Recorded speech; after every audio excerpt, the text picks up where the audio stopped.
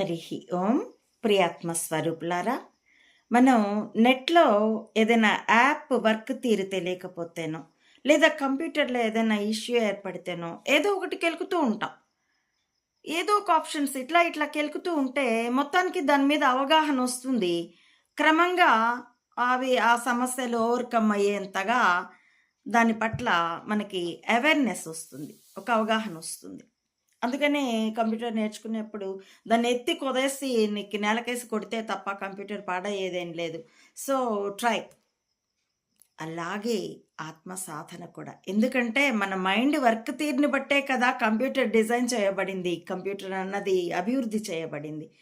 కాబట్టి ఆత్మ సాధన విషయంలో కూడా ఏంటంటే ఏదో ఒకటి కెలికేయడమే.